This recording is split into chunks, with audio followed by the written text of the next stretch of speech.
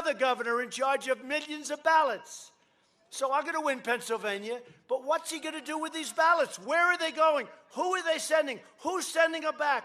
Who's signing? They don't even have to have an authorized signature in Nevada. Do you know that? They don't have to have, you don't have to have an authorized signature on a ballot? No, they're trying to rig an election, and we can't let that happen. I hope you're all going to be poll watchers. I hope you are. Because with you people watching the polls, it's going to be pretty hard to cheat, I'll tell you. I wouldn't want to be a cheater. They'll figure a way. No, they are. It's a very dangerous thing. It's a very dangerous thing, and I totally mean it, and I've been at it. And you see people, and by the way, it's not even politics. It's common sense. They said millions of ballots. People are getting ballots. People died, and they're getting ballots. They're sending them to dogs. You see that? Dogs got ballots. Everybody's getting ballots. Probably everybody but Republican are going to get the ballots, right? And they're unsolicited. So when you say, you know, solicited, because I like solicited better as a word than absentee. Absentee, nobody knows what the hell it's supposed to represent. It's not really a good definition. One is solicited, where you ask, you solicit the ballot, you want it, you sign papers, they send it to you, you send it back, it's okay. It's good. But unsolicited, where they take millions of ballots. So what happens? I happen to think the postal people are great. But what happens if one of the post guys, before he gives the ballots, he takes a whole handful and hands them to some Democrat political operative, right? And so he hands him 1,000 ballots, and the guy doesn't even have to, you don't have to have verification in Nevada. Now, here's the good news. We're in front of a court, and hopefully the court's going to rule, because this is the greatest scam. This is the greatest scam in the history of presidential politics.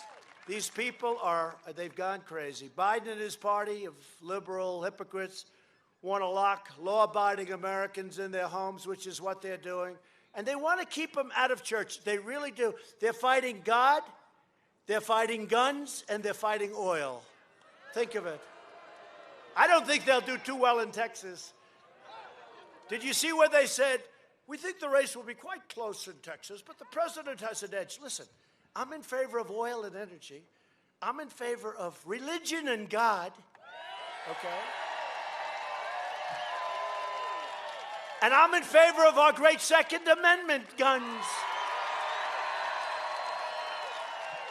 So he's against our Second Amendment. Okay, you know who he put in charge? Beto. Beto. Or as he says, is Beto. Beto. So when Beto was legit, and then Ted Cruz beat him, and Ted did a very good job, I tell you. He did a great job. So, but Beto went totally south. He's gone crazy. So he now is a big gun guy. He wants to take guns away from everybody. So who did Biden put in charge? Beto. Remember, Beto was interviewed in some magazine, a third-rate magazine, most of them are. But remember, and Beto said, this was at the beginning, before he got beat to hell. I said, he thought this was easy, didn't he? But remember when Beto said, I was born for this. As soon as I hear somebody's born for running for president, I said, he's out. That's the end of him. Nobody's born for this. This is tough stuff. I had a great life. I'll tell you, my life was so beautiful. What the hell did I do this for? But you know what? You know what? We are doing things that nobody's ever done before. And I say it all the time, and that's what makes me happy. We're dealing with very sick and very bad and evil people. But I'll tell you, no administration in 3.5 years, no administration has done what we've done in the first 3.5 years.